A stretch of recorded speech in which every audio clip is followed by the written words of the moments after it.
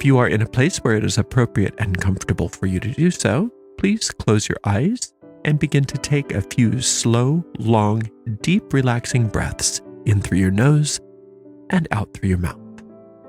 With every inhale, you feel more light and peace entering the body. As you exhale, feel all tension leaving the body along with anything you do not want. Inhaling peace and light, and exhaling, letting go. We picture ourselves on top of a beautiful mountain in the center of a circular grove of trees. In the center of our circle, a bonfire blazes forth, lighting us and the grove up with a sacred golden light. We recognize that this is the light of perfect love and perfect trust, and it dissolves everything that is unlike itself. Into this sacred space, we invoke the presence of our Creator. To many of us, our Creator reveals themselves as a god and goddess, a mother and father. Into this sacred space, we also invoke and invite the presence of our teachers, our angels, and our guides. We ask that we be guided and led as we walk upon the way to become happier, more peaceful, more prosperous, more healthy, and more loving people. Thank you very much.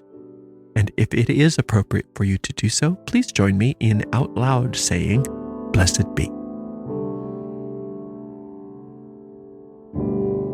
So I had a question. It says, "Dear Ariel, I know that you say that your psalm work isn't about using the psalms for religious purpose, but except for a few beliefs and rituals, I can still see a Christian using the method. I love the method, but with a godly intention and focus. What you see as a spell work could actually be seen as prayer work, and the incantations as just reading the Psalms. Going back through it for occult hidden meanings as Bible or scripture study. When the Christian reads scripture and prays, they are actually hoping for things to change for the better too. What are your thoughts?" Okay, that's a good question. I don't quite say what you say I say. You say that I don't work the Psalms for religious purposes. I say that when we work psalm magic, we don't read the Psalms religiously, we read them magically. It's not the method so much. So yes, you're right. Somebody who's very religious could use the method that we use, as you outline in your question. But they're still not necessarily working psalm magic, because there's some very big differences in working something, how I'm defining religiously versus how I'm defining magically. Religiously, you oftentimes see people working things, regardless of whether it's psalms or something else, but let's just use psalms as our example, as praying to a deity that is distinct and separate from themselves. And you ask most people who are working religiously, they do not believe they are one with their Creator.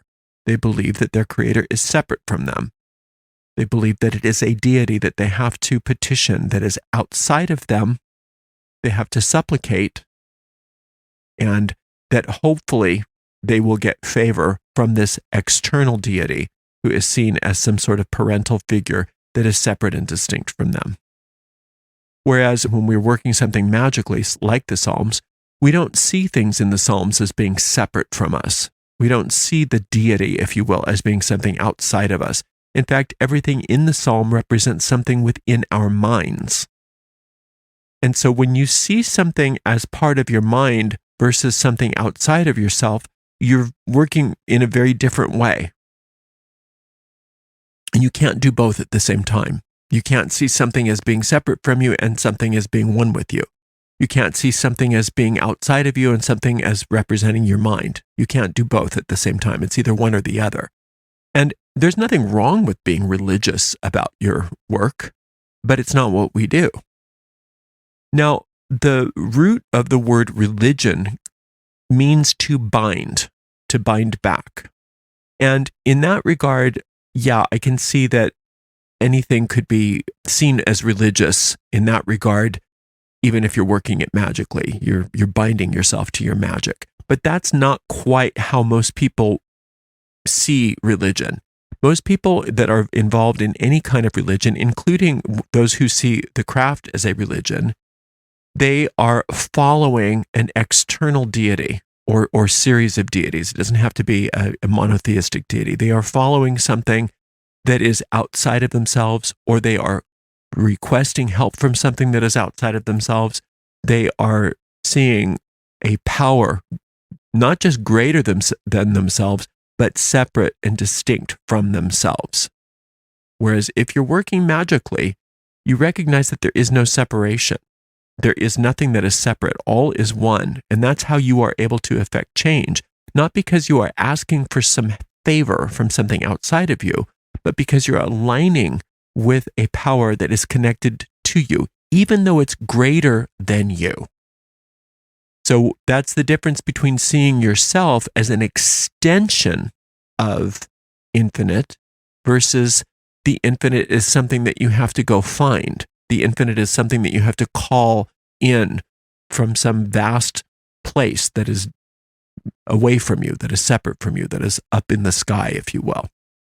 Most people see their deity in a very superstitious manner. Most religious people see their deities in a very superstitious manner. They believe that there's an anthropomorphic force that is outside of themselves, that is like a great big person, that is subject to the same sort of flaws as a person. It's going to get mad, it's going to get even, it's going to have a good day and bless you, it's going to have a bad day and curse you, and that it requires some sort of gift or sacrifice, and that if you can just sacrifice enough things to it, it will somehow bless you. That is very superstitious. That is not how we work magically at all. The concept of a deity in magic is a tool. It's a construct that we use to align our minds with a specific energy, with a specific idea. So even like with angel magic, they're not external angels somewhere off flying around with their wings, and that maybe if we do the right talisman, they might see us and come down and say, "Oh, you need help? Okay, here you go." That's not magical. That's superstitious. That's maybe even religious. But magically, what we do is we align ourselves to the part of our mind that is already connected to that specific frequency or that specific current, that specific ray. But we're already aligned with it. We're already one with it. It's in our minds. And that's why in magic, everything is all about, at least the way I teach it, it's all about the deep mind. Because the deeper you go in your mind, the more you're recognizing that you're connected to everything. That there's only one. That there are no separate things. They're not separate personalities. There are not separate deities. There is no place where you stop and infinite intelligence starts. So even though in your example, what you say here is, I can still see a Christian using the method, what you call spell work is actually prayer work, and incantations, just reading the psalm and going through it for hidden occult meanings, is when the Christian is doing scripture study. Yes, they can do exactly the same thing that we're doing. But if their mindset is, I'm a lowly person and that there's a separate deity that might help me, that's very different than what we're doing. Even though they may be looking like they're doing the same thing. If they're not seeing that the psalm is speaking to a part of our mind and connecting that part of our mind to where we already have oneness with infinite intelligence, then it's not magical. It's just a religious practice where you are praying to an external deity or you are sacrificing to an external deity and hoping for the best. And if it doesn't work out, it's because they said no. And if it works out, oh, they said yes. But you don't have any power over the situation when you're working religiously. It's maybe yes, maybe no. I'm going to try my best. Now, there are places where religion and magic tend to overlap, and that is in the realm of faith. Faith is a function of the mind where you know something is true even though you can't experience it with your physical senses. So in magic, we have faith that our spell is happening because we know it's happening, because we have performed the steps correctly. We've done what we're supposed to do. And so in all magic, but in soul magic specifically, since you brought it up, you know that your spell has taken because you have peace and certainty about that situation. You have faith. And so once that faith is built, you know that that seed has been planted and you don't have to worry about it. You know, just as sure as the sun is coming up tomorrow, you know your spell is happening. Whereas if you're working with so-called faith from a religious point of view, it's not faith at all. It's belief. You're believing. You're hoping that it will happen, but you don't know. You don't have certainty that it's happening, because if you had certainty that it was happening, it would probably not be religious. It would be more magical. The way I'm defining those terms, just for here, just as we're defining them here today. So there is a big difference.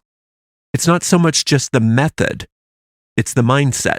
It's very different to work on a situation magically versus working on a situation religiously.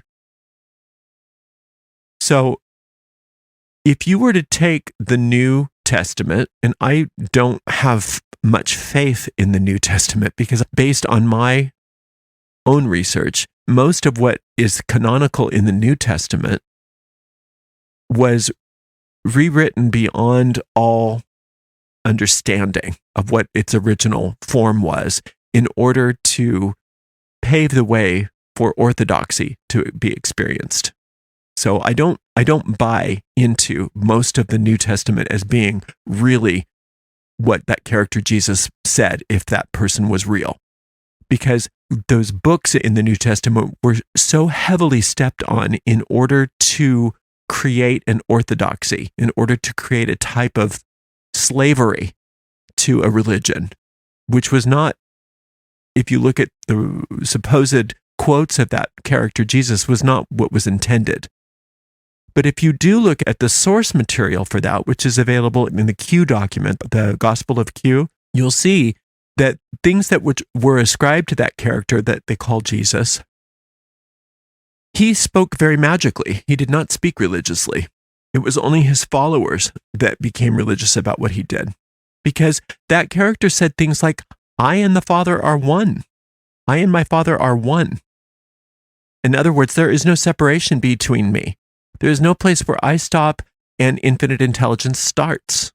I'm one, and that's why I'm able to do all this stuff. And then that character said, and you're going to do even greater things than this.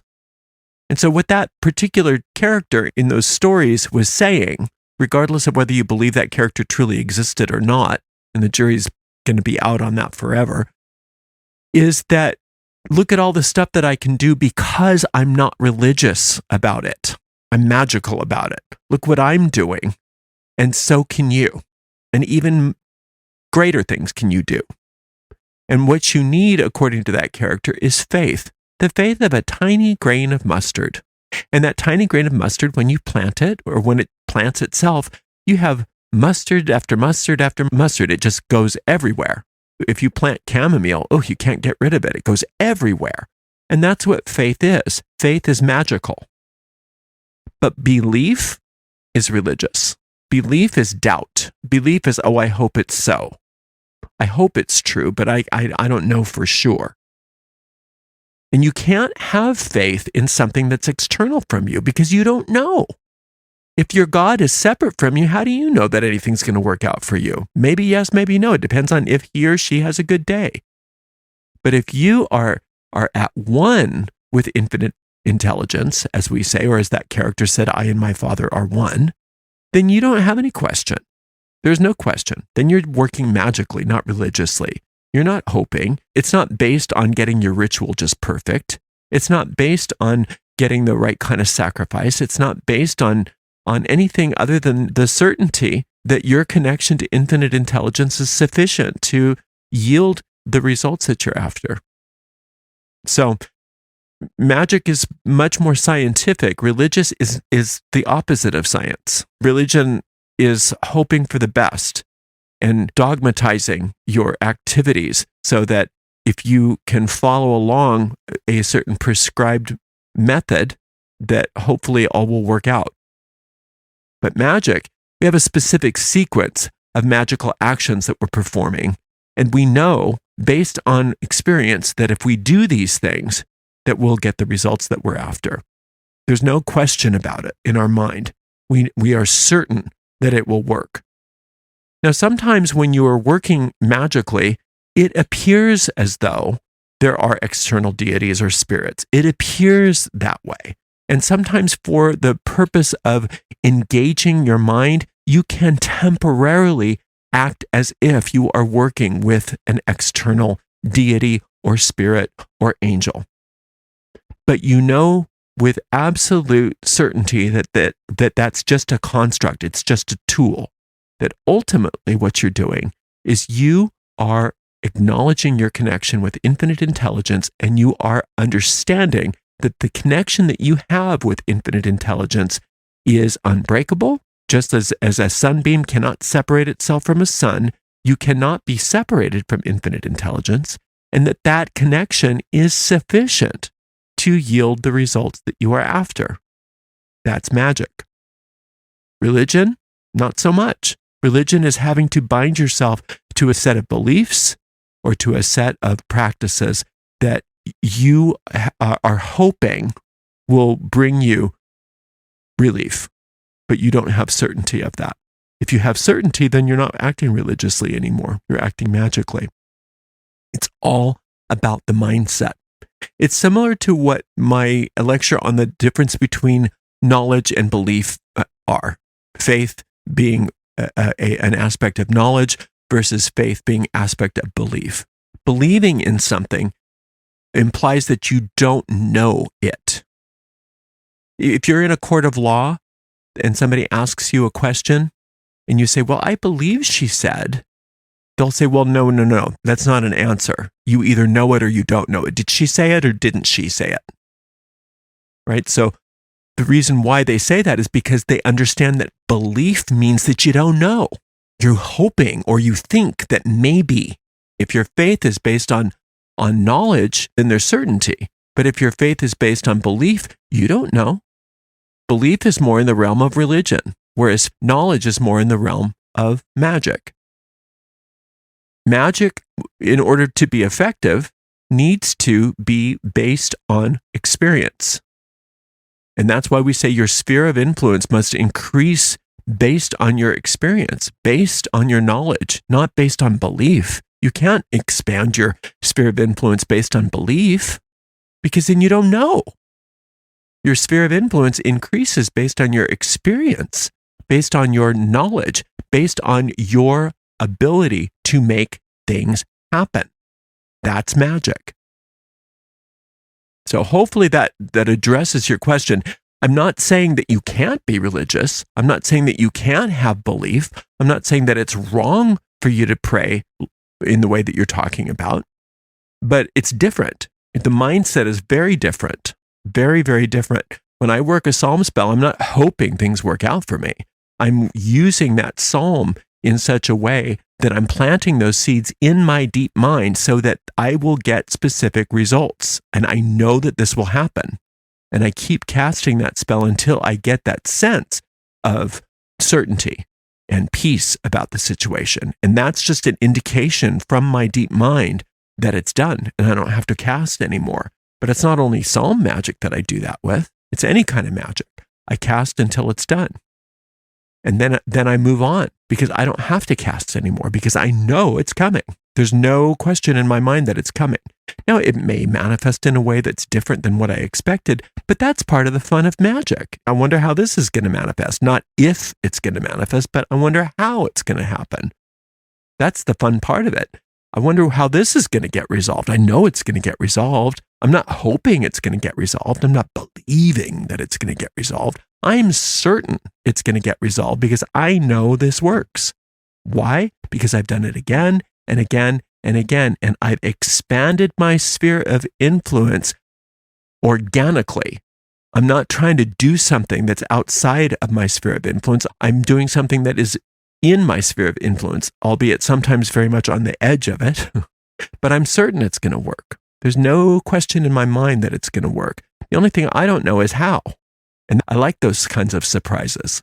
You're surprised that you don't know how that puff of smoke is going to happen. You don't know where those glitter bombs are going to be thrown, but you know it's going to manifest and it's going to be amazing because you've done your work and you've built your sphere of influence properly. And so you are working magically based on knowledge, not based on belief. Thank you so much for the question, and thank you everyone for listening today. Until next time, blessed be.